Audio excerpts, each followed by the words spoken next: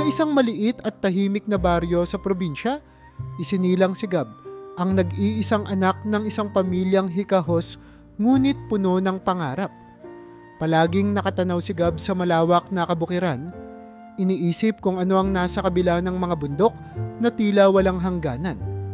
Mula pagkabata, madalas na siyang magtanong sa kanyang ina tungkol sa mundong hindi niya nakikita. Mga lugar kung saan may malalaking gusali, masisiglang pamilihan, at mga taong bihis na bihis sa magagara nilang damit.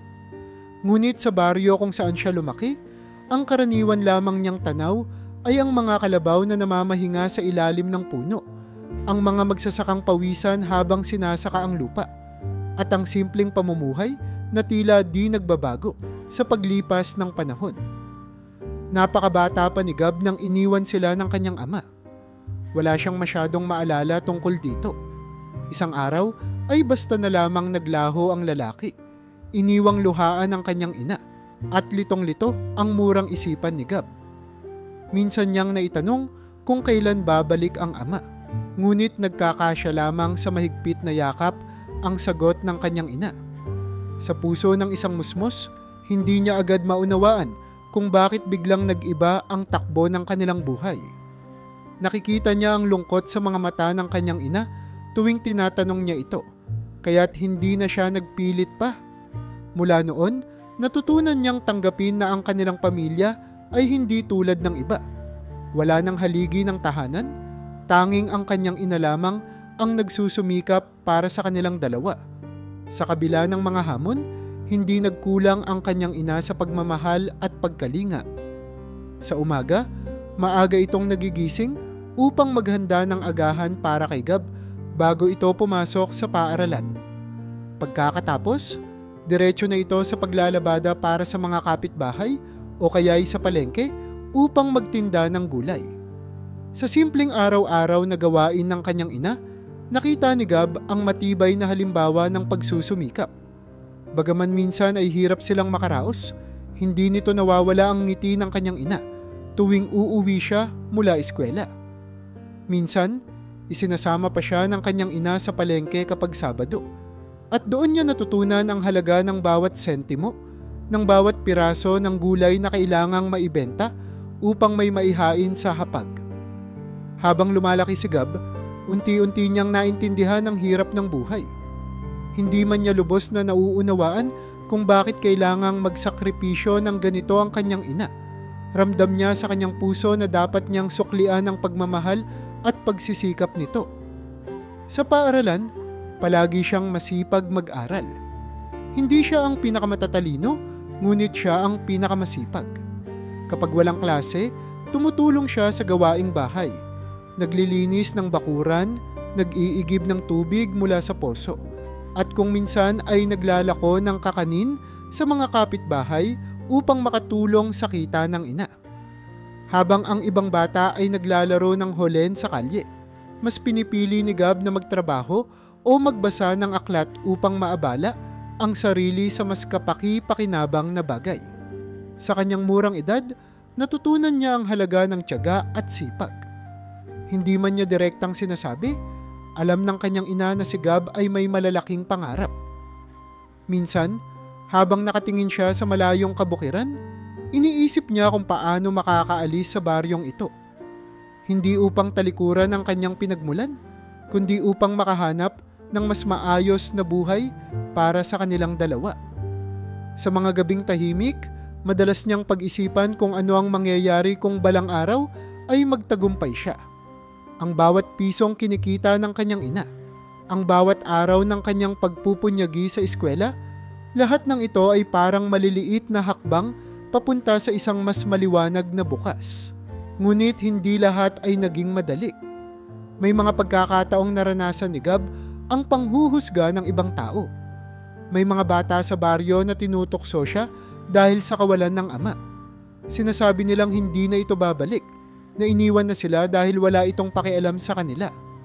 Sa una, sumasama ang loob ni Gab, ngunit kalaunan ay natutunan niyang magpatahimik at hayaan na lamang ang mga ito. Naging matatag siya sa mga salitang masakit dahil alam niya sa sarili niya na hindi siya nag-iisa. Naroon ang kanyang ina, At iyon lang ang mahalaga.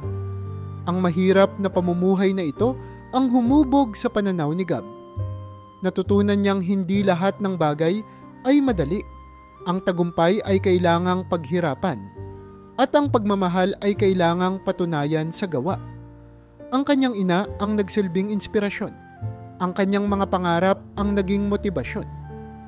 Tuwing makikita niyang pagod na pagod ang kanyang ina mula sa maghapong paglalaba, lalong tumitibay ang kanyang panata na balang araw ay aalis sila sa hirap. Hindi siya naging mapait sa kanyang ama. Bagkus, ginamit niya ito bilang paalala na kailangan niyang maging responsable at mapagmahal. Sa bawat paglipas ng araw, unti-unting naitanim sa puso ni Gab ang mga aral ng buhay. Sa kabila ng kawalan, nakita niya ang mga posibilidad. Sa kabila ng kahirapan, nakita niya ang pag-asa. Ang simpleng baryo kung saan siya lumaki ay nag-iwan ng bakas sa kanyang pagkatao. Ang pagiging matibay, masipag, at mapagmahal. Ito ang naging pundasyon ng kanyang kwento. Ang umpisa ng kanyang paglalakbay mula sa hirap papunta sa tagumpay. Habang lumalaki si Gab, unti-unti niyang natutunan ang kahalagahan ng edukasyon. Kahit mahirap ang buhay, sinikap niyang maging masigasig sa eskwela. Sa araw-araw na paglalakad patungong paaralan, dala-dala niya ang mga librong inipon mula sa mga kapitbahay, pati na ang kanyang malaking pangarap na makapagtapos ng pag-aaral. Lagi siyang nauuna sa klase, at kahit na madalas wala siyang baon, nilalabanan niya ang gutom para lang mapanatili ang kanyang magandang grado. Alam ni Gab na ang pag-aaral ang magiging daan para sa kanya upang makaalis sa kahirapan, kaya't binuhos niya ang lahat ng kanyang makakaya upang magtagumpay sa larangang ito. Malaki ang papel ng kanyang ina sa kanyang tagumpay sa pag-aaral. Bawat araw, matapos maglaba at magtinda sa palengke, sinisigurado ng kanyang ina na may ilaw silang kandila sa gabi para makapag-aral si Gab. Kapag hindi nakikitang nagbabasa ng libro si Gab, inuutusan siyang ulitin ang kanyang aralin. At sa bawat tanong na mahirap, sinasabihan siyang huwag sumuko. Ang mga simpleng piraso ng payo mula sa ina ang naging pundasyon ng kanyang paniniwala sa halaga ng tiyaga. Kahit kailan, hindi siya sinukuan ng kanyang ina. At sa kabila ng lahat ng hamon, nanatiling matatag si Gab sa kanyang layuning maabot ang mas maganda nilang bukas. Habang nakikisalamuha sa mga kapitbahay, madalas na naririnig ni Gab ang kwento ng mga mangingisda sa kanilang lugar. Ang isang pamilya malapit sa kanila ay mayroong maliliit na bangka na ginagamit sa pangingisda sa ilog. Malinaw na naiisip ni Gab kung paanong sa kabila ng kawalan ng marangyang gamit, natutugunan ng pamilya ang kanilang pangangailangan sa araw-araw dahil sa kasipagan sa karagatan. Bagaman bata pa, naitanim na sa isipan ni Gab ang ideya ng pagnenegosyo sa dagat. Sa murang edad, inisip niya kung ang kapitbahay nila ay kaya itong gawin sa maliit na bangka. Paano pa kaya kung magkaroon siya ng mas malaking barko balang araw? Unti-unti, nahubog ang kanyang pangarap. Isang negosyo na hindi lamang para sa kanyang pamilya, kundi para rin sa iba pang nangangailangan ng hanap buhay. Sa tulong ng pagsusumikap, nagtapos si Gab ng high school bilang isa sa mga nangunguna sa kanilang batch. Kahit walang handaan o engranding selebrasyon, sapat na sa kanya ang pagmamalaki ng kanyang ina. Sa graduation, sinabi ng kanyang guro na may scholarship program na maaaring magpadala sa kanya sa lungsod upang mag-aral ng marine engineering. Noong una, nagdadalawang isip si Gab. Alam niyang mahirap mawalay sa kanyang ina, lalo na't siya lamang ang tumutulong sa simpleng hanap buhay nila. Ngunit sa huli, napagtanto niyang ito ang oportunidad na matagal na niyang hinihintay. Pinangako niya sa kanyang ina na hindi niya sasayangin ang pagkakataong ito. Ang pangarap na ito ang nagtulak sa kanya upang maglakas loob na harapin ang isang bagong mundo. Pagdating niya sa lungsod, bumungad kay Gab ang maraming hamon. Malaki ang pagkakaiba ng tahimik nilang baryo at ng maingay at mabilis na takbo ng buhay sa lungsod. Kailangan niyang mag-adjust sa pagiging malayo sa pamilya, sa malalaking gusali, sa mga tao mula sa iba't ibang bahagi ng bansa, at sa pangangailangan ng kanyang kurso. Ngunit sa halip na panghinaan ng loob, ginamit ni Gab ang bawat araw upang patunayan na kaya niyang makipagsabayan. Madalas siyang gumising ng maaga upang mag-aral bago pa mag-umpisa ang klase. Kapag walang pasok, naghahanap siya ng part-time na trabaho upang may pandagdag sa baon. Napansin ng kanyang mga kaklase at guro ang kanyang kasipagan at hindi nagtagal ay naging isa siya sa mga kinikilala bilang pinakamahusay sa kanilang batch. Hindi nagtagal ay naging isa siya sa mga kinikilala bilang pinakamahusay sa kanilang batch. Bukod sa hirap ng kurso, dumating din ang pagkakataong kinailangan ni Gab na harapin ang lungkot ng pagiging malayo sa pamilya. Tuwing Pasko, madalas niyang maalala kung paano sila nagtitipon ng kanyang ina para maghapunan ng simpleng putahe. Sa halip na malugmok, isinulat niya ang kanyang saloobin sa mga liham na ipinapadala sa baryo. Ang bawat liham ay puno ng pag-asa. Pag-asang darating ang araw na maitatayo niya ang kanyang sariling negosyo at mabibigyan ng magandang buhay ang kanyang ina. Sa kabila ng pagkawalay, pinatatag ng lungkot na ito ang kanyang determinasyon. Sa bawat pag-aaral ng disenyo ng barko, sa bawat pagtatasa ng shipping routes, at sa bawat pagsusuri ng marine engines, iniisip niya na balang araw, magbubunga ang lahat ng ito. Hindi lahat ng araw sa lungsod ay madali. May mga pagkakataong halos hindi sapat ang perang padala ng scholarship at ang kita mula sa part-time na trabaho. Minsan, nakakaranas siya ng gutom o kawalan ng maayos na tulugan.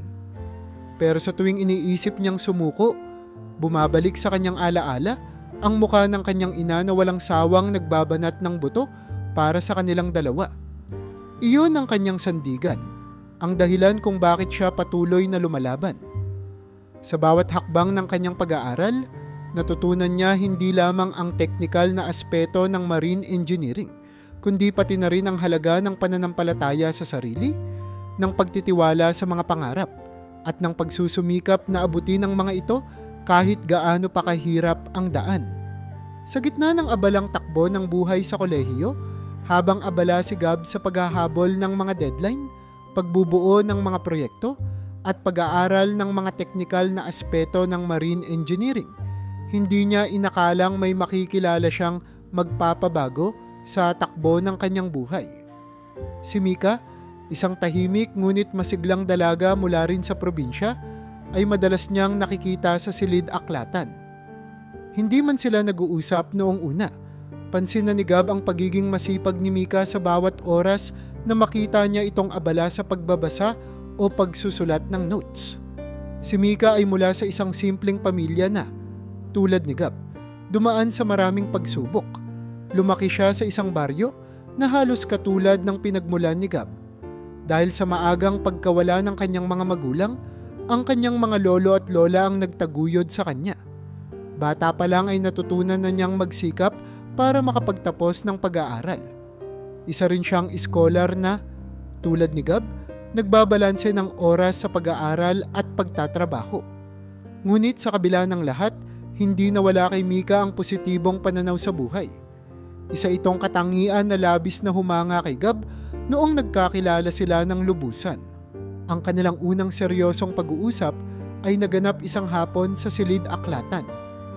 May tanong si Gab tungkol sa isang reference book at si Mika ang nakapansin na tila nahihirapan siya. "Mukhang kailangan mo ng tulong dyan," ani Mika na may ngiting nakapagbigay ng ginhawa kay Gab. Mula roon ay nagsimula na ang kanilang pagiging magkaibigan. Nagkapalagayan sila ng loob dahil sa mga parehong kwento ng buhay at parehong pananaw.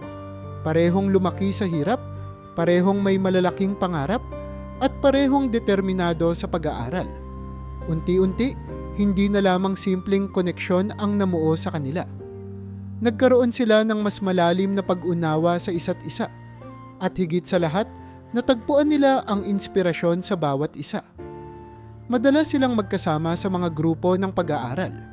Si Gab ang nagbibigay ng teknikal na kaalaman sa mga proyekto, habang si Mika naman ang mahusay sa pagpapaliwanag ng mga konsepto. Sa tuwing may mahirap na takdang aralin o matinding pagsubok sa kurso, palaging andyan ang isa para suportahan ang isa pa. Naging magaan ang mabibigat na araw dahil sa kanilang samahan. Kapag pareho silang abala sa paggawa ng thesis, alam nila kung paano hahatiin ang trabaho upang maging mas mabilis at mas epektibo. Sa ganitong paraan, naging maganda ang takbo ng kanilang akademikong buhay. Bukod sa pagiging magkaibigan sa eskwela, naging katuwang din nila ang isa't isa sa pagtuklas ng mga bagong oportunidad. Minsan, natuklasan nila ang isang lokal na patimpalak na nagbibigay ng pondo sa mga malikhain at makabagong proyekto sa larangan ng engineering.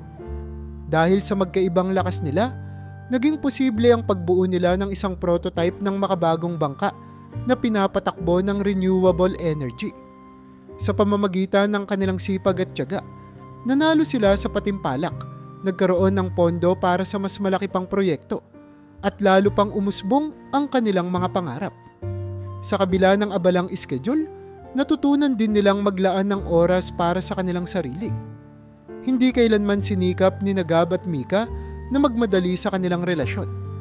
Nagsimula muna sila bilang magkaibigan, at habang lumilipas ang panahon, ang koneksyon nila ay mas naging malalim at mas makabuluhan.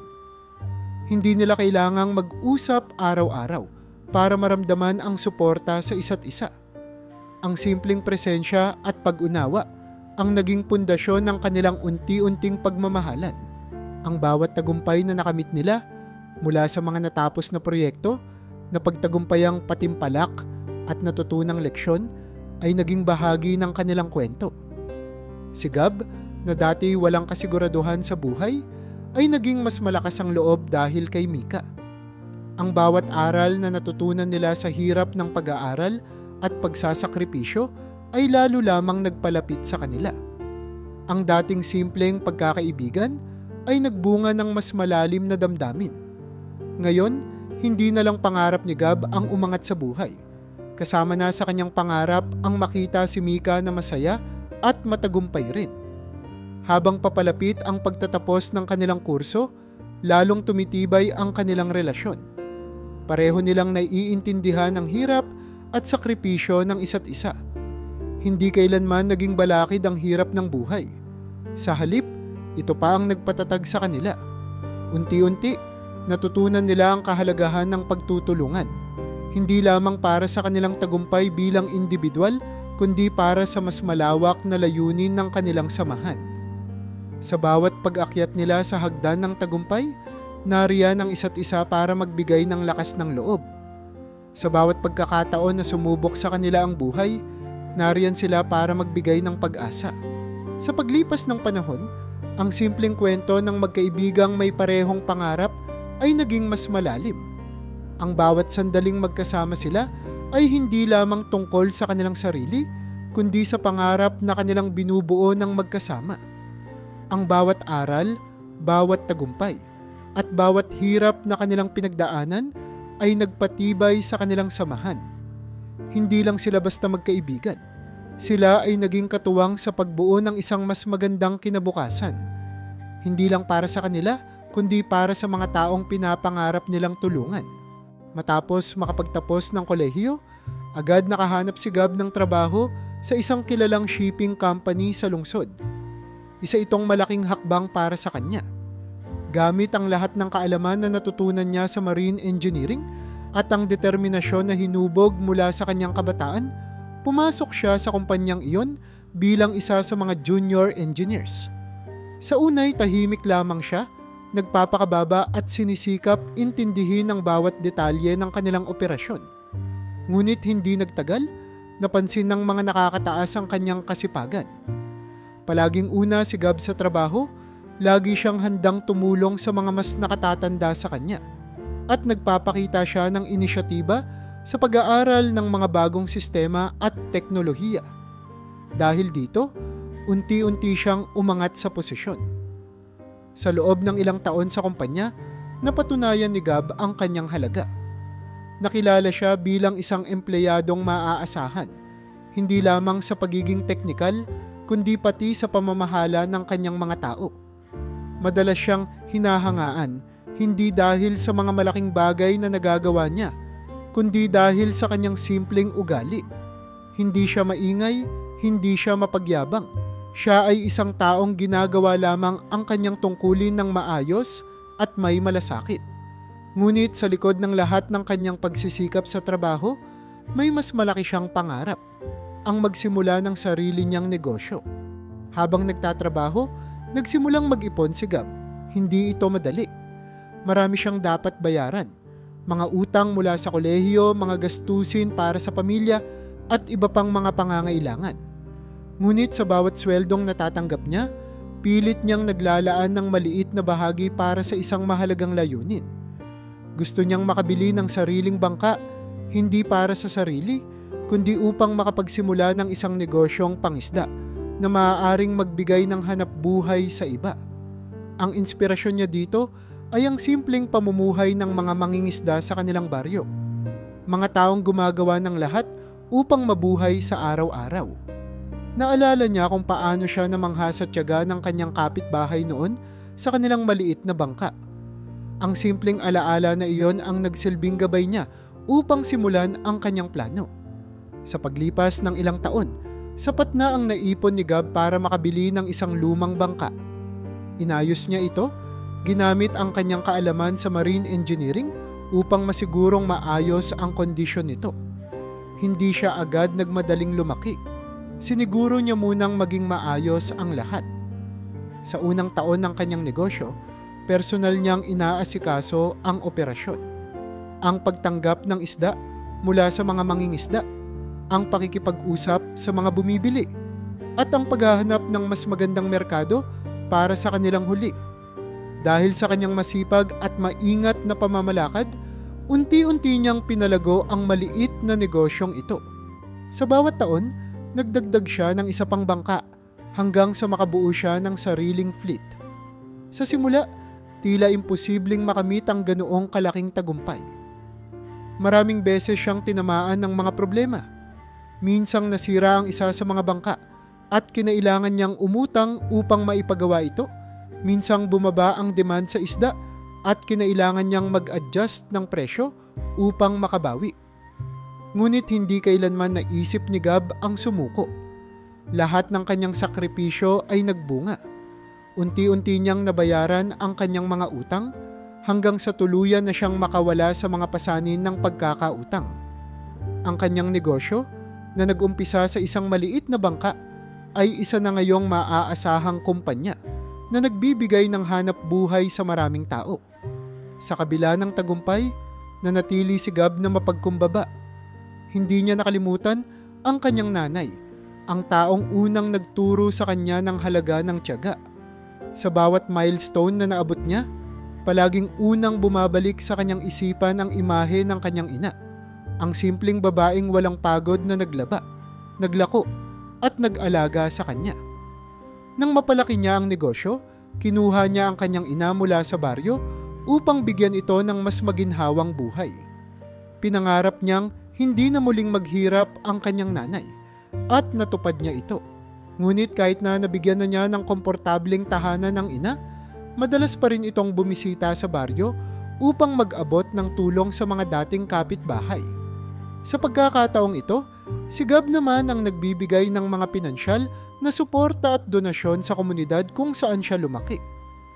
Ang kanyang simpleng pamilya, na dati isang bangka lamang ang maituturing na yaman, ngayon ay tagapagbigay na ng kabuhayan sa marami.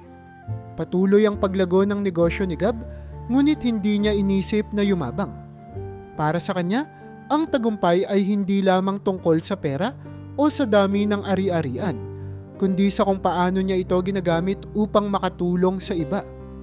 Ang bawat bangka sa kanyang fleet ay isang patunay ng kanyang tiyaga, at ang bawat taong nabibigyan ng trabaho ay isang paalala na ang kanyang kwento ay hindi lamang tungkol sa kanya, kundi tungkol sa lahat ng mga taong tumulong, naniwala, at nagbigay ng pag-asa sa kanyang paglalakbay. Sa bawat tagumpay na narating ni Gab, sa bawat pagdagdag ng bagong bangka sa kanyang fleet, at sa bawat ngiti ng mga taong nabigyan niya ng hanap buhay, palaging may isang bahagi ng kanyang puso na hindi matahimik. May isang bahaging laging may tanong, laging may hinanakit, ang mga alaala ng kanyang ama. Sa kabila ng magandang buhay na naitayo niya, hindi nawala ang bigat ng nakaraan. Hindi niya makalimutan ang mga araw na iniwan silang mag-ina, ang mga gabing nakikita niyang umiiyak ang kanyang ina, at ang mga taon ng pagtatanong kung ano ang nagbunsod sa kanyang ama para talikuran ang kanilang pamilya. Bagaman tagumpay na siya, ramdam niya na may bahagi ng kanyang kwento ang nananatiling hindi tapos. Sa mga panahong ito, madalas siyang kausapin ng kanyang ina. "Anak," wika nito minsan habang magkasama silang nananghalian, "matagal ko nang tinanggap kung ano ang nangyari sa tatay mo. Alam kong hindi naging madali para sa kanya, pero ang pagpapatawad, hindi iyon para sa kanya, para iyon sa iyo, para sa kapayapaan ng loob mo."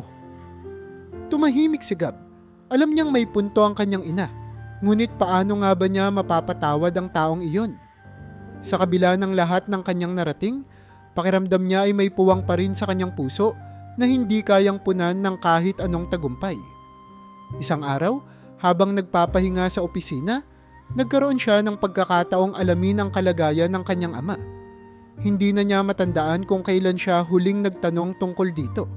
Ngunit sa pagkakataong ito, naglakas loob siya. Tinawagan niya ang isa sa mga dating kaibigan ng ama. Nagtanong sa mga kilalang posibleng nakakakilala rito. At unti-unti niyang natuklasan ang katotohanan. Ang ama niya pala'y namumuhay na bilang palaboy sa lungsod, palipat-lipat ng lugar, at kadalas ay natutulog sa bangketa. May sakit na rin ito, ayon sa mga nakakita. Sa puntong iyon, hindi maipaliwanag ni Gab ang kanyang nararamdaman. Galit, lungkot. Ang taong minsan niyang kinamuhian ay isa na palang abang nilalang, tila iniwan na rin ng kapalaran. "Anak," sabi ng kanyang ina, "kung kaya mong magbigay ng bagong simula sa ibang tao, bakit hindi sa tatay mo? Alam kong mahirap, pero baka ito na ang tamang panahon para magsimula kayong muli." Matagal na inisip ni Gab ang mga salitang iyon. Alam niyang tama ang kanyang ina, pero may bigat sa dibdib niya na hindi basta-bastang nawawala. Sa kabila ng lahat, naramdaman niya ang tawag ng konsensya. Nais niyang magbigay ng tulong sa mga tao, ngunit paano kung ang unang tao na nangangailangan ng tulong niya ay ang sariling ama? Kung talagang handa siyang magbigay ng pagbabago sa iba, dapat siguro ay magsimula siya sa sarili niyang pamilya. Nagdesisyon si Gab na hanapin ang ama. Gamit ang mga impormasyong natutunan niya, sinimulan niyang magtanong-tanong sa lugar kung saan huling nakita ito. Inikot niya ang mga lansangan, pumasok sa mga masisikip na iskinita, at kinausap ang mga nagtitinda sa tabi-tabi. Walang katiyakan kung saan matatagpuan ito, pero hindi siya tumigil. Sa bawat hakbang niya, unti-unti niyang naalala ang mga simpleng alaala ng kanyang pagkabata. Ang maikling mga sandaling masaya sila bilang pamilya bago naglaho ang kanyang ama. Hindi man ganap ang kanilang pagsasama noon, iyon ang mga alaala na pinanghawakan niya upang magpatuloy. Sa wakas, sa isang maruming kalsada, natagpuan niya ang ama. Malaki na ang pinagbago nito. Matanda na, payat, mahina, at tila pagod na sa buhay. Ang suot nitong damit ay lumat punit-punit, at ang mga mata nito ay puno ng lungkot at panghihina. Hindi agad siya lumapit. Nanatili siya sa gilid ng kalsada, pinagmasdan ng tao na minsan niyang tinawag na tatay.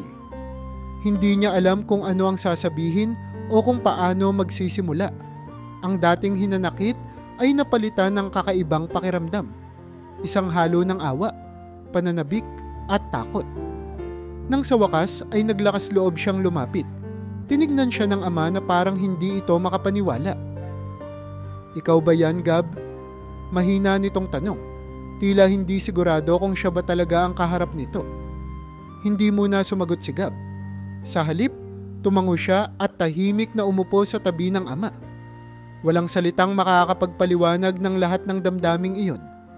Walang mahabang usapan na agad mag-aayos ng kanilang nakaraan. Ngunit sa mga sumunod na sandali, unti-unti nilang sinubukang muling makipag-usap. Hindi madaling simulan ang proseso ng pagpapatawad, Pero sa mga mata ni Gab, nakita niya ang panghihina at pagsisisi ng ama. At marahil, sapat na iyon upang bigyan ng bagong pagkakataon ang kanilang relasyon. Matapos matagpuan ang kanyang ama sa lansangan, dinala ni Gab ito sa isa sa kanyang mga barko. Isang hakbang na puno ng kaba at pagdadalawang isip. Hindi niya alam kung ano ang magiging reaksyon ng kanyang tauhan, ng mga taong nasa paligid nila, o ng kanyang ama mismo. Ngunit ang sigurado siya, ito na ang panahon para bigyan ng bagong simula ang kanyang ama. Kahit hindi niya pabatid kung paano magwawakas ang lahat ng ito. Dumating sila sa barko habang tahimik pa ang paligid. At sa unang pagkakataon, nakita ng kanyang ama ang mundo na muling magbibigay sa kanya ng pagkatao. Sa una, tila hindi makapaniwala ang kanyang ama sa nakikita. Hindi nito magawang ipaliwanag kung paano ang batang minsan niyang iniwan ay ngayon ang taong nasa tuktok ng tagumpay. Ikaw ba talaga ang may-ari nito? Tanong ng kanyang ama, baka sa tinig ang pagkabigla. Tumango si Gab, ngunit hindi na nagdetalye. Hindi ito oras para ipagmalaki ang anumang tagumpay. Ang gusto niya lang ay makita ng kanyang ama na kahit iniwan niya sila noon, may pagkakataon pa rin siyang maranasan ang kaginhawahan. Ang maayos na buhay na dati tila isang imposibleng pangarap para sa kanilang pamilya. Ngunit hindi naging madali ang lahat. Sa simula pa lamang, naramdaman na ni Gab ang pag-aalinlangan ng kanyang ama. Ang mga tauhan ng barko, bagamat hindi sinasadya, ay tila nag-iba ang tingin kay Gab noong nalaman nilang sinama niya ang isang palaboy na matanda sa barko. May bulong-bulungan, may tingin ng pagtatanong. Ngunit hindi iyon naging dahilan para umatras si Gab. Alam niyang higit pa sa chismis o opinyon ng iba ang dapat niyang alalahanin. Ang kanyang ama, ang kanilang relasyon, at ang posibilidad na maibalik ang dignidad ng isang taong halos lahat ay tinalikuran na. Kahit pa nagduda ang kanyang ama kung kaya siyang patawarin ni Gab, ipinakita niya sa pamamagitan ng gawa ang tunay niyang intensyon. Pinagkalooban niya ito ng maayos na kwarto sa barko. Tinulungan niya itong makapagbihis ng malinis na damit, makakain ng masustansyang pagkain, at makapagpahinga sa isang komportableng higaan. Ang dating palaboy na halos mawalan na ng pagkatao ay unti-unting bumalik sa pagiging isang normal na tao. Ngunit sa kabila ng pisikal na pagbabago, nanatili pa rin ang tensyon sa pagitan nilang mag-ama. Ilang araw, linggo at buwan ang lumipas at dahan-dahang natutunan nilang magsimulang muli. Ang mga unang usapan ay puno ng pananahimik, puno ng pilit ng ngiti. Hindi madaling alisin ang mga sugat ng nakaraan. Ang mga tanong ni Gab, bakit niya iniwan ang kanyang pamilya? Bakit hindi siya bumalik? Bakit tila mas pinili niya ang bisyo kaysa sa kanila? Ay nagbabanta sa kanilang bawat usapan. Ngunit habang nagkakaroon ng oras na magkasama, sinimulan ng ama ni Gab na aminin ang kanyang mga pagkukulang. Inamin nito ang pagkagumon niya sa bisyo noon, ang mga panahong hindi niya alam kung paano haharapin ang responsibilidad, at ang matagal na takot na bumalik dahil sa hiya at guilt. Hindi yun madaling marinig para kay Gab. Ilang beses niyang naisip kung ano sana ang buhay nila kung hindi iniwan ng kanyang ama ang pamilya. Ngunit habang naririnig niya ang kwento, habang nakikita niyang may tunay na pagsisisi sa mga mata ng kanyang ama, unti-unti ring nawawala ang bigat sa kanyang dibdib. Nagkaroon siya ng pagkakataong makita ang tao sa likod ng lahat ng mga pagkakamali. Isang ama na nabigo sa kanyang pamilya, ngunit nananatiling tao na nangangailangan ng pangalawang pagkakataon. Habang tumatagal ang kanilang pagsasama, sinubukan ni Gab na ituro sa kanyang ama ang ilang mga gawain sa barko. Hindi upang mapagod ito, kundi upang magkaroon ito ng silbi, ng pakiramdam na muling kapaki-pakinabang. Mula sa mga simpleng gawain tulad ng pagbabantay ng ilang bahagi ng barko, hanggang sa pagtulong sa ilang tauhan sa mga simpleng trabaho, dahan-dahang bumalik ang dignidad ng kanyang ama. May mga araw na napapansin ni Gab ang ngiti nito, ang mas masiglang kilos at ang mas bukas na pakikipag-usap. Unti-unti, tila nagiging mas madali ang pagtitiwala sa isa't isa. Hindi man mawawala agad ang lahat ng hinanakit, pero mayroong pag-asa sa bawat hakbang. Sa kanilang madalas na pag-uusap, nagulat si Gab sa mga kwento ng kanyang ama. Hindi niya lubos akalain na ang ama niya'y dati palang pangarap din na magkaroon ng maayos na negosyo. Nalaman niyang ang pagiging marino ay dating ambisyon ng kanyang ama, ngunit nauwi sa bisyo dahil sa hirap ng buhay.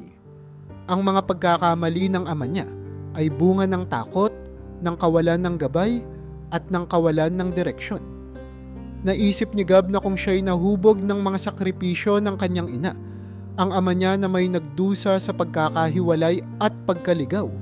Sa kabila ng lahat, nakakita si Gab ng bagong larawan ng kanyang ama. Isang taong hindi perpekto, ngunit nananatiling ama. Sa bawat araw na magkasama sila, mas lalong nagiging malinaw sa kanya ang kahalagahan ng pagbibigay ng pagkakataon.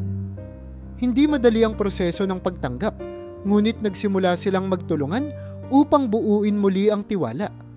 Nagkaroon ng pag-asa na ang dating wasak na relasyon ay may pag-asang maging buo muli. Hindi nila kailangang kalimutan ang nakaraan, ngunit may pagkakataon silang magpatuloy, maghilom, at magsimula ng bagong kwento bilang mag-ama. Pagkaraan ng maraming linggong magkasama sa barko, unti-unting natutunan ni Gab na tingnan ang kanyang ama sa ibang paraan. Hindi na niya ito basta nakikita bilang taong nagkulang o nanakit sa kanila. Bagamat mahirap ang proseso, napansin ni Gab ang pagbabago sa ugali at disposisyon ng kanyang ama. Nakikita niyang ang dating mahina at tila walang direksyong tao ay muling bumabangon.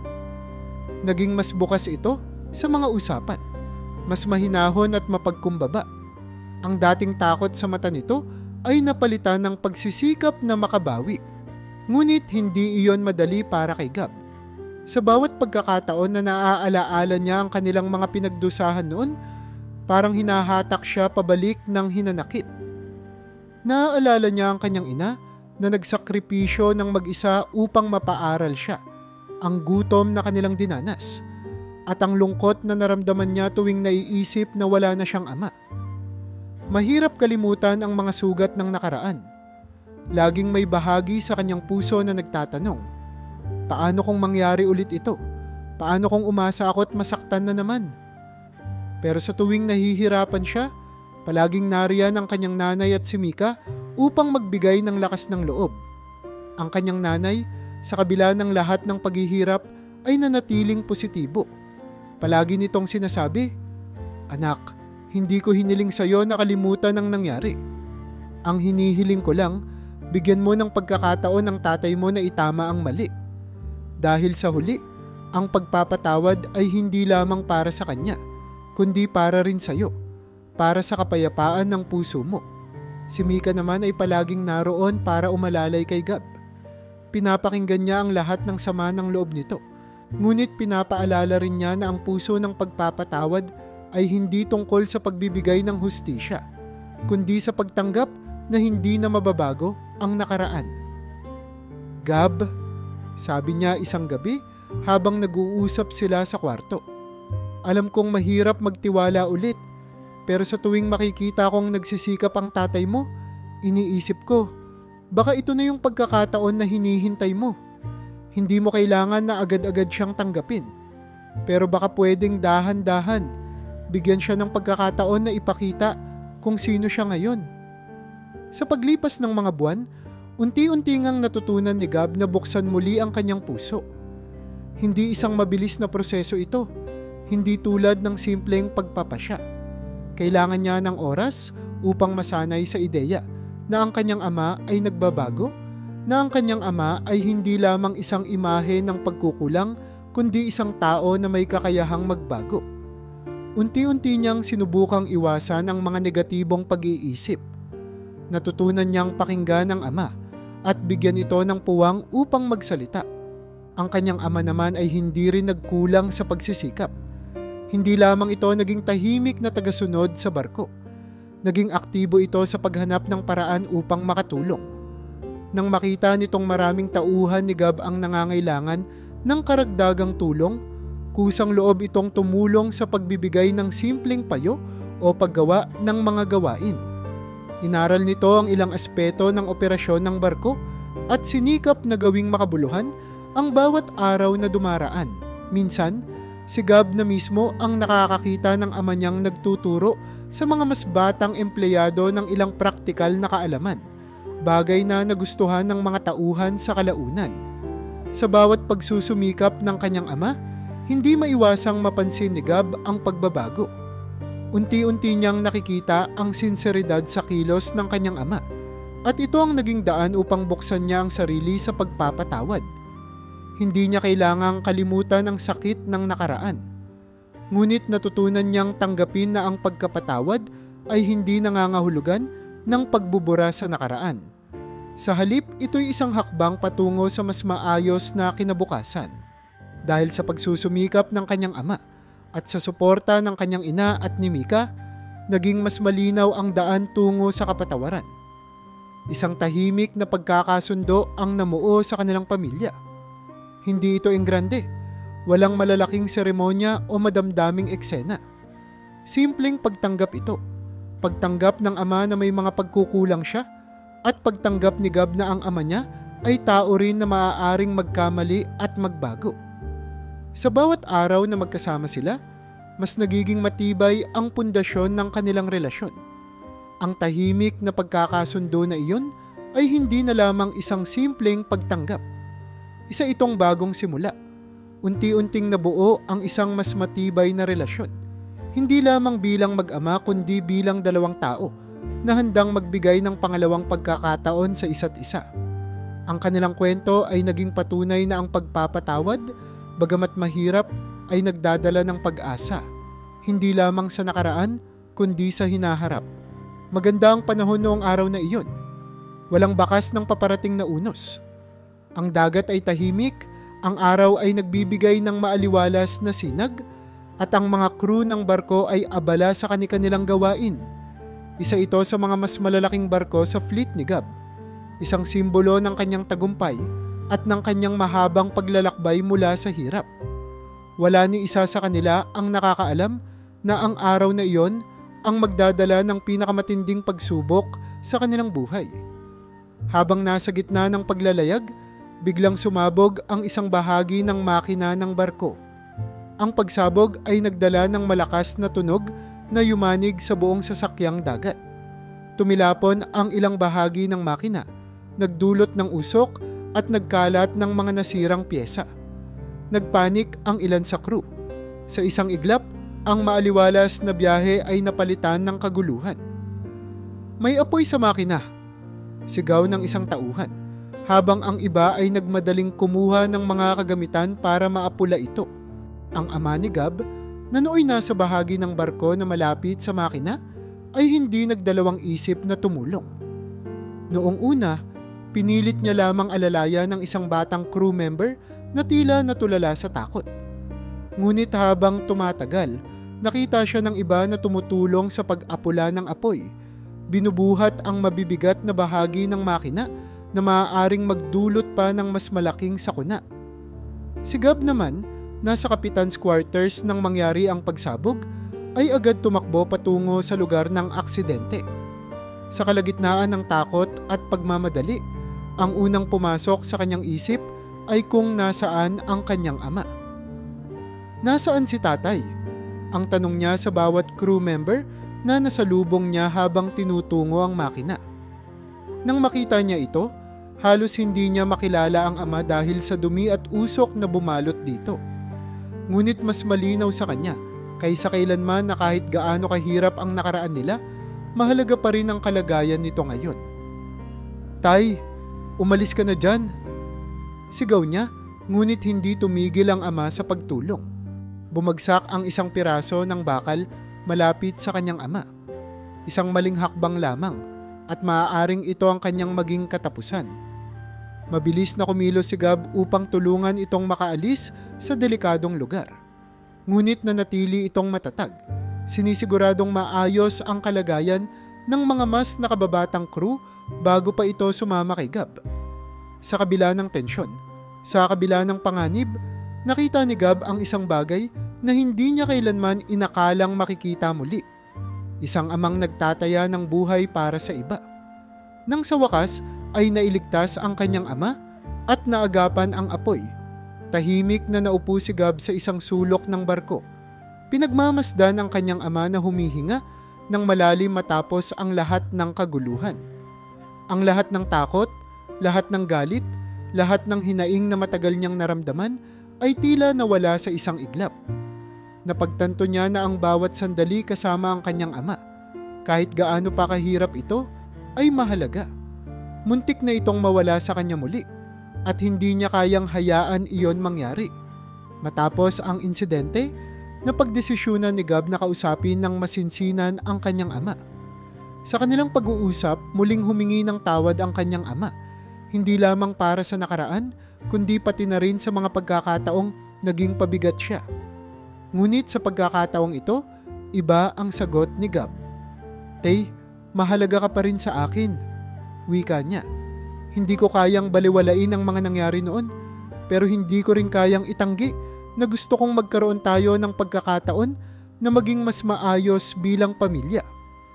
Ang pangyayaring iyon ang naging daan para mas mapagtanto ni Gab ang tunay na halaga ng pamilya.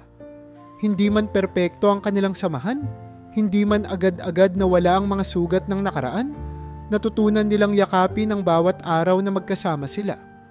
Ang trahedya na muntik ng kumitil sa kanilang relasyon ay siyang naging daan upang tumibay ito. Ang barko, sa kabila ng pinsala, ay nailigtas. Ngunit higit pa rito, mas mahalagang nailigtas ang relasyon ni Gab sa kanyang ama. Hindi lamang ito naging kwento ng pagkabuo ng isang pamilya. Naging kwento rin ito ng paghilom, ng pagtutulungan sa gitna ng panganib, at ng muling pagtanggap sa isa't isa. Sa mga sumunod na araw, mas naging bukas ang kanilang usapan.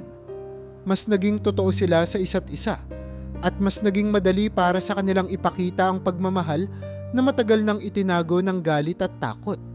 Ang insidenteng iyon ay nagbigay linaw sa lahat ng bagay.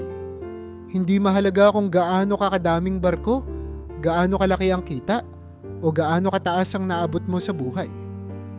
Ang pinakamahalagang kayamanan ay ang mga taong kasama mo. Ang pamilya mong pinagkukunan ng lakas, ng inspirasyon, at ng dahilan para magpatuloy. Hindi laging maaliwalas ang daan patungo sa tagumpay. Habang patuloy na lumalago ang negosyo ni Gab at nadaragdagan ang kanyang fleet ng mga barko, marami rin ang napansin sa kanyang mabilis na pag-angat. Ang mga dating kaibigan na minsan niyang tinulungan sa simula ay tila nagkaroon ng ibang pananaw. Sa kabila ng simpleng pamumuhay ni Gab at ng kanyang mapagkumbabang disposisyon, hindi maikakailang ang kanyang tagumpay ay nagbunga rin ng inggit sa iba. Isa sa mga taong ito ay si Arturo, isang dating kasamahan ni Gab noong nagsisimula pa lamang siya sa shipping industry. Noong una, maganda ang kanilang relasyon. Madalas silang magpalitan ng mga ideya at nagtutulungan sa mga proyekto.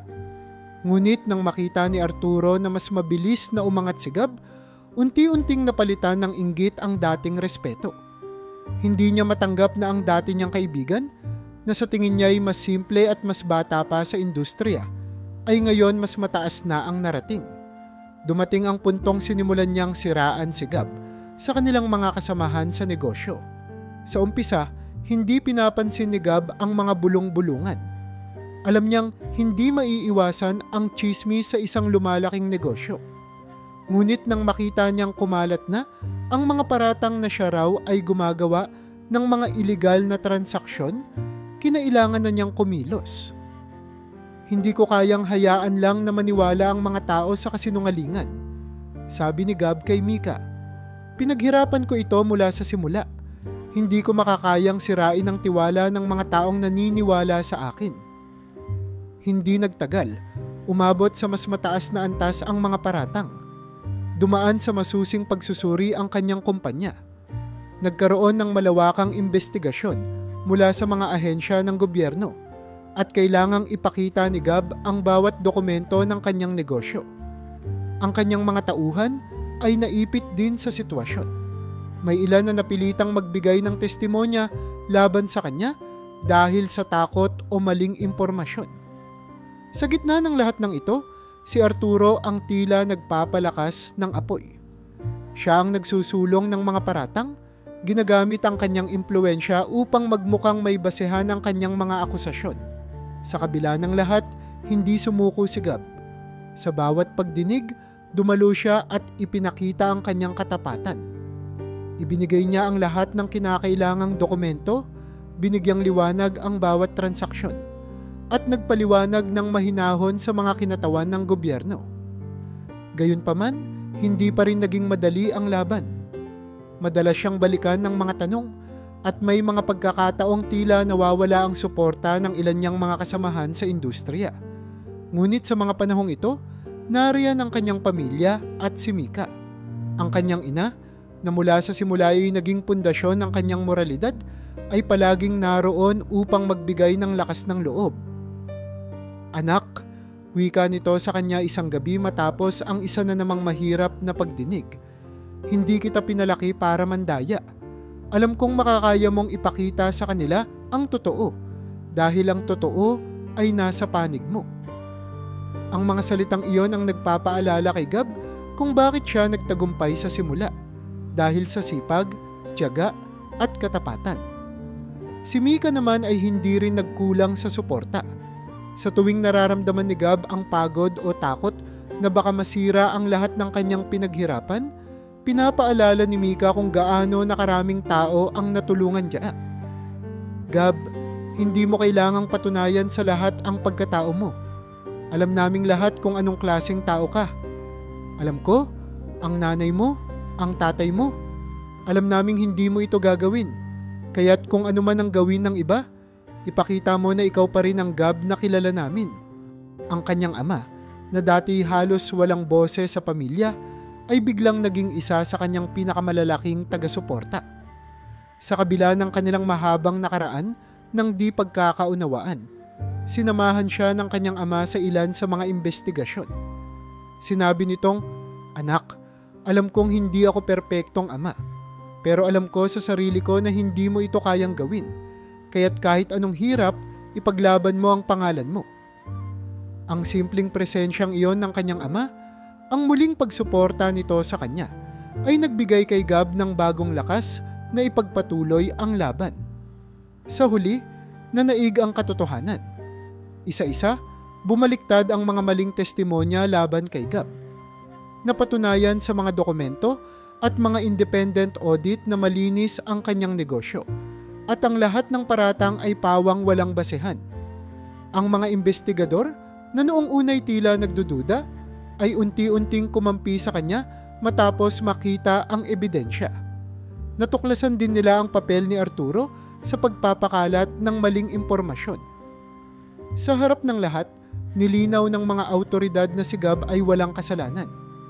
Napatahimik ang mga tsismis at ang kanyang pangalan ay muling nabigyan ng hustisya. Ang pagsubok na iyon ay naging aral hindi lamang para kay Gab, kundi para sa lahat ng taong nakapaligid sa kanya.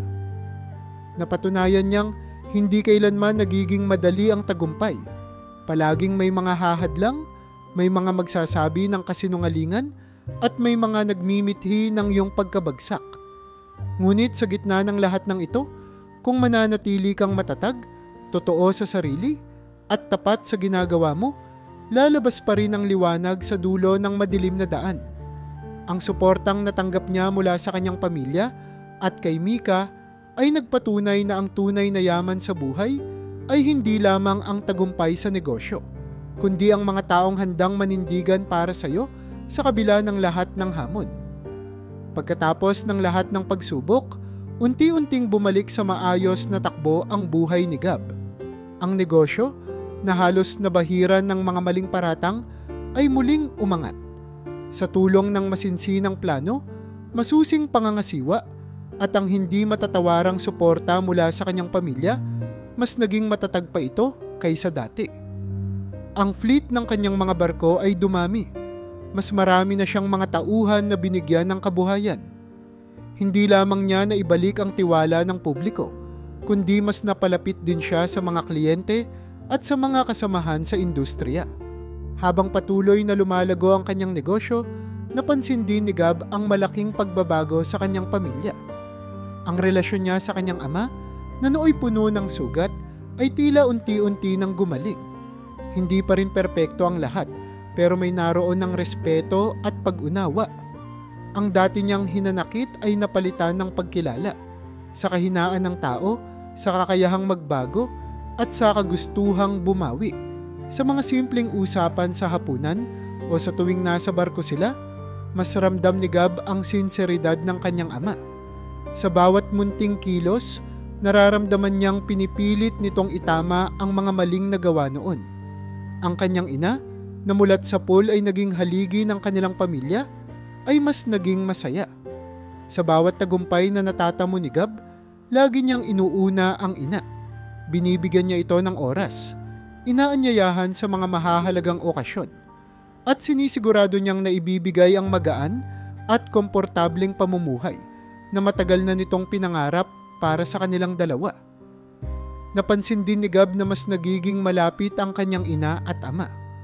Hindi man maibabalik ang nawalang panahon, natutunan nilang tanggapin ang nakaraan at magpatuloy bilang isang pamilya. Hindi nagtagal, nagsimula na rin silang maglunsad ng mga rehabilitasyon at skills training para sa mga dating lulong sa bisyo. Sa tulong ng kanyang foundation, maraming tao ang natuto ng mga bagong kasanayan tulad ng pagluluto, pananahi, o pangangalakal. Ibinigay din nila ang pagkakataon sa mga graduate ng training programs na makapasok sa negosyo ni Gab, kaya't mas maraming tao ang nagkaroon ng hanapbuhay. Ang dating mga nawalan ng pag-asa ay nagkaroon muli ng layunin sa buhay. Unti-unti, nakita ni Gab ang pagbabago sa mga dating nagdurusa. Ang ilan ay bumalik sa kanilang mga pamilya, ang iba'y nagpatuloy sa sariling negosyo, at ang karamihan ay muling natutong maniwala na may pag-asa pa. Ang foundation ay hindi lamang naging isang institusyon para sa tulong pinansyal o training.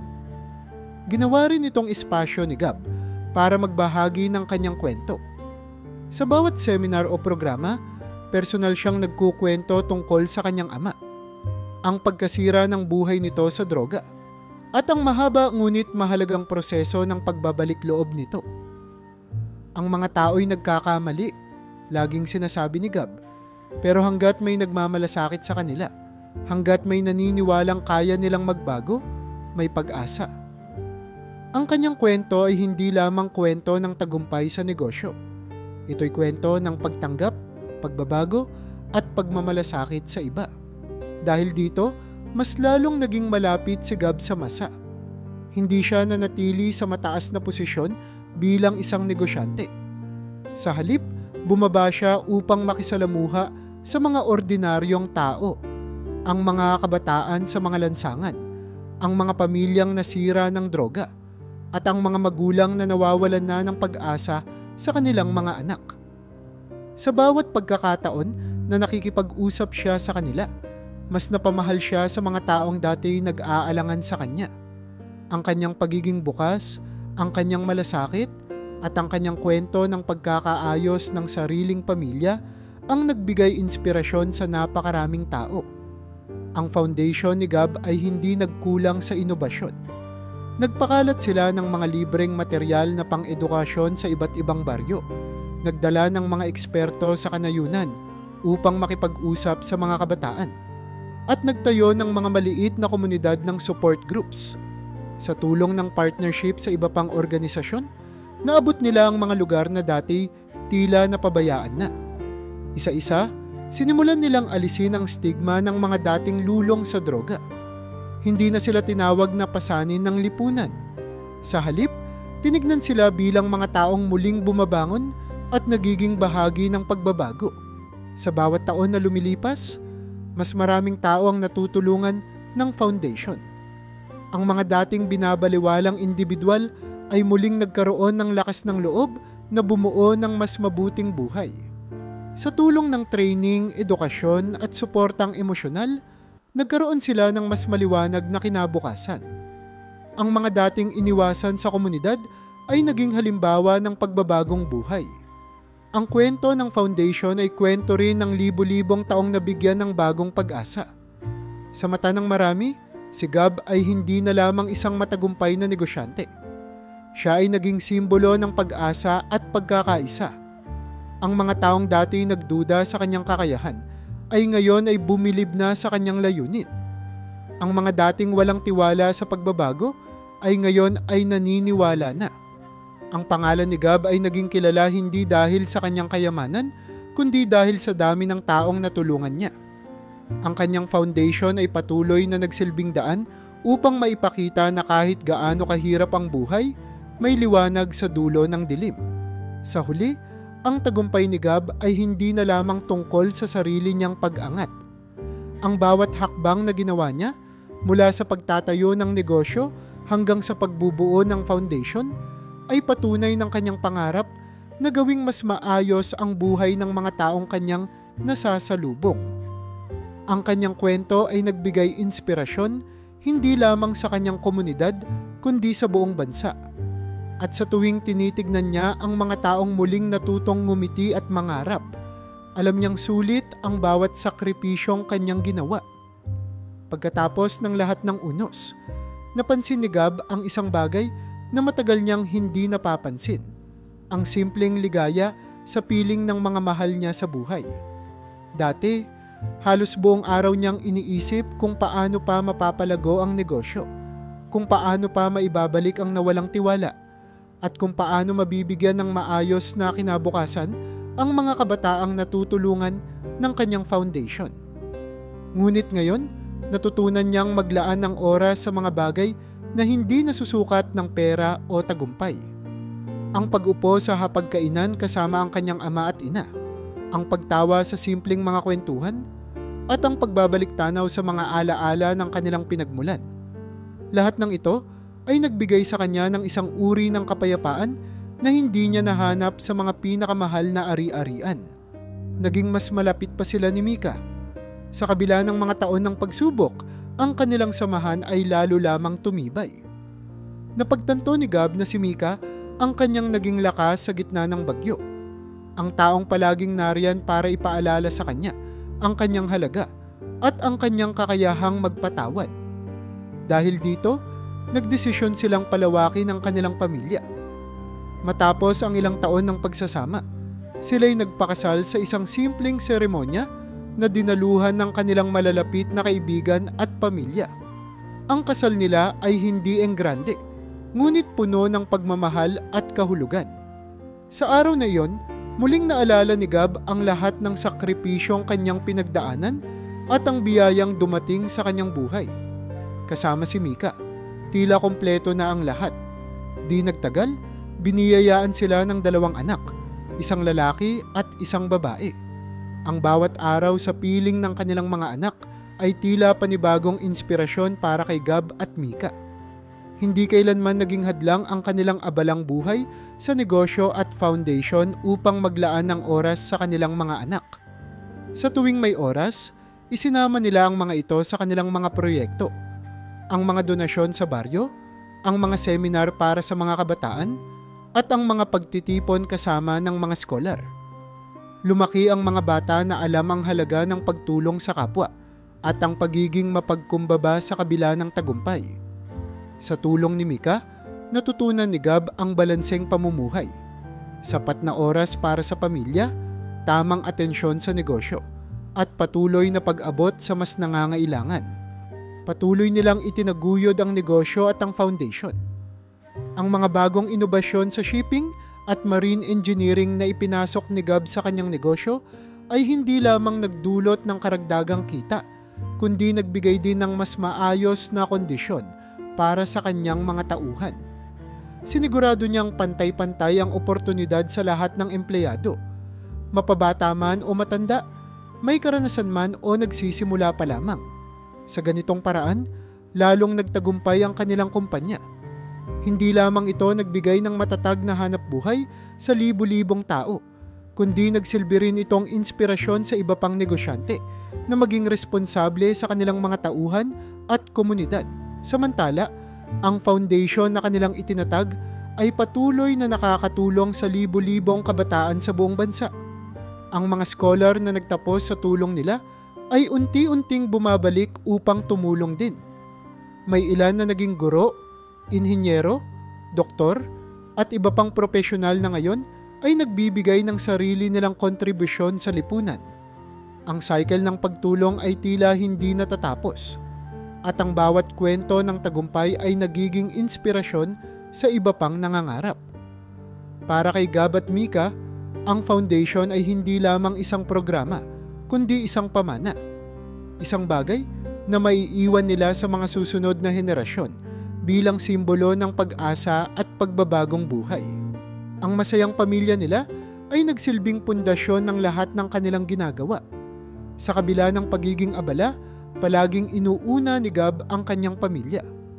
Ang simpleng pamumuhay, mga picnic sa tabi ng dalampasigan, mga pagbisita sa baryo kung saan siya lumaki, at mga tahimik na hapunan sa bahay, ang nagsilbing anchor sa gitna ng lahat ng kaguluhan ng mundo ng negosyo. Sa pamamagitan nito, napanatili niya ang kalmado, ang tamang pananaw sa buhay, at ang pasasalamat sa mga biyayang natatanggap niya. Ang kwento ni Gab at Mika ay naging simbolo ng pagbabago at pag-asa. Hindi lamang ito kwento ng tagumpay sa negosyo, kundi kwento rin ng pamilya, ng pagpapatawad at ng pagtulong sa kapwa. Maraming tao, lalo na sa kanilang baryo at sa mga lugar na natulungan ng foundation, ang tumingin kay Gab bilang inspirasyon. Marami ang nagsabing kung nagawa niya, maaaring magawa rin nila. Sa bawat seminar na kanyang dinaluhan, sa bawat graduation ng scholar, at sa bawat simpleng araw kasama ang pamilya, pinatunayan ni Gab na ang tunay na tagumpay ay nasusukat hindi lamang sa yaman, kundi sa dami ng buhay na nababago mo. Sa wakas, natagpuan ni Gab ang tunay na ginhawa sa simpleng buhay kasama ang pamilya. Naranasan niya ang ligaya na dulot ng pagmamahal, ng pagbabalik loob, at ng pagbibigay ng bagong pagkakataon sa iba. Sa kabila ng lahat ng tagumpay, natutunan niyang ang pinakamahalaga ay ang mga relasyon na pinangangalagaan at ang mga kabutihan na naibabahagi sa kapwa. Sa puntong ito, alam niyang natagpuan na niya ang tunay na kahulugan ng tagumpay. Habang lumilipas ang mga taon, ang kwento ni Gab ay naging isa sa mga pinakapaboritong halimbawa ng tagumpay sa kabila ng lahat ng pagsubok. Sa bawat komunidad na kanyang natutulungan, sa bawat kabataang nabibigyan niya ng pagkakataon, at sa bawat pamilya na muling nabuo dahil sa kanyang mga programa, naging malinaw ang mensahe. Kahit gaano kahirap ang simula, may liwanag sa dulo ng madilim na daan. Ang simpleng batang lalaking minsan nangarap lamang na makaalis sa kahirapan ay ngayon isang simbolo ng pagbabago. Isang taong nagsilbing inspirasyon hindi lamang sa kanyang baryo kundi sa buong bansa. Ang kwento ni Gab ay hindi lamang tungkol sa kanyang sariling tagumpay. Ito rin ay kwento ng pananampalataya, ng hindi pagbibitaw sa mga pangarap kahit pa ang daan ay puno ng balakid. Ipinakita niya na sa kabila ng kahirapan ng buhay, sa kabila ng mga sugat na dala ng nakaraan, at sa kabila ng mga hadlang na tila hindi matatawid, maaaring magtagumpay ang sinuman, basta't may determinasyon, malasakit, at handang matuto. Sa bawat hakbang, naging malinaw ang kanyang prinsipyo. Ang tagumpay ay hindi lamang nasusukat sa yaman o posisyon, kundi sa dami ng buhay na naantig at napabuti. Maraming tao ang lumapit kay Gab upang magtanong kung paano niya nagawa ang lahat. Hindi siya nagkait ng sagot. Palagi niyang sinasabi, lahat tayo may laban sa buhay. Ang mahalaga ay hindi tayo bumitaw. Kung minsan, kailangan mo lang ng konting tulong, ng isang tao na maniniwala sa iyo. At kung ikaw naman ang may kakayahan, huwag kang mag-atubiling tumulong sa iba. Sa mga seminar, sa mga training program, at kahit sa simpleng usapan sa mga kabataan, binabahagi ni Gab ang aral na natutunan niya. Ang tagumpay ay mas makabuluhan kapag ito'y ibinabahagi. Ang kanyang pamilya ay naging buo muli. Sa kabila ng lahat ng pinagdaanan nila, nahanap nila ang lakas upang muling magsama-sama, patawarin ang isa't isa, at magtulungan para sa mas magandang bukas. Hindi perpekto ang kanilang samahan. May mga araw pa rin na nagkakaroon ng di pagkakaintindihan, ngunit mas malalim ang kanilang relasyon ngayon kaysa dati. Ang simpleng hapunan sa gabi ay naging pagkakataon upang magkwentuhan, magtawanan, at magbahagi ng pangarap. Sa bawat araw na lumilipas, nakikita ni Gab na ang kanyang pamilya, ang kanyang tunay na yaman, ang kanyang pinakapundasyon sa lahat ng bagay. Naging modelo si Gab ng isang taong hindi lamang yumaman, kundi nagamit ang kanyang tagumpay upang magdala ng pagbabago sa lipunan. Maraming mga dating kabataan na natulungan niya ang ngayon ay may mga sarili ng pamilya, mga anak na nag-aaral, at mga trabaho na nagdadala ng dignidad sa kanilang buhay. Ang mga dating nag-aalangan sa kanya ay ngayon bukas loob na humahanga sa kanyang integridad. Ang mga kritiko na minsang bumatikos sa kanya ay ngayon kinikilala na ang kanyang mga kontribusyon. At ang mga simpleng tao mula sa kanyang baryo hanggang sa malalayong lugar ay ginagamit ang kanyang kwento bilang inspirasyon upang hindi sumuko. Kahit naabot na niya ang maraming bagay, nanatili si Gab na mapagkumbaba. Tuwing may pagkakataon, bumabalik siya sa baryo kung saan lahat nagsimula. Dito siya kumukuha ng lakas, ng inspirasyon, at ng paalala na ang bawat tagumpay ay nagsisimula sa simpleng pangarap. Sa tuwing binibisita niya ang dating bahay nila, na ngayoy pinalawak na ngunit pinanatili pa rin ang orihinal na anyo, natatandaan niya ang lahat ng sakripisyong ginawa ng kanyang ina. Ang hirap ng buhay noong wala pa siyang sariling negosyo, at ang mga unang hakbang na ginawa niya upang makarating sa kung nasaan siya ngayon. Sa simpleng baryo, nararamdaman ni Gab ang tunay na ginhawa, hindi mula sa kayamanan, kundi mula sa koneksyon sa kanyang pinanggalingan. Sa bawat hakbang na ginagawa niya, dala-dala ni Gab ang isang mahalagang aral. Ang tagumpay ay mas matamis kapag kasama ang pamilya. Hindi ito tungkol sa pagiging perpekto, kundi sa pagiging buo. Ang bawat taon na lumilipas, ang bawat bagong proyekto, at ang bawat bagong scholar na natutulungan ay patunay na ang kanyang kwento ay hindi lamang para sa kanya.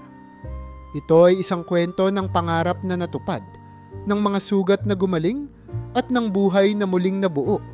Sa pagtatapos ng kanyang kwento, hindi nagwakas ang kanyang paglalakbay. Sa halip, nagpatuloy ito sa anyo ng mga bagong pagkakataon, sa mga kabataang natutulungan, sa mga pamilyang bumabangon, at sa mga simpleng tao na natutong maniwala na may liwanag sa dulo ng kanilang mga pagsubok. Sa bawat pagbagsak, may pagbangon. Sa bawat sugat, may paggaling. Sa bawat sakripisyo, may bunga. At kay Gab, ang tunay na tagumpay ay hindi lamang sa sarili, kundi sa dami ng buhay na kanyang nabago.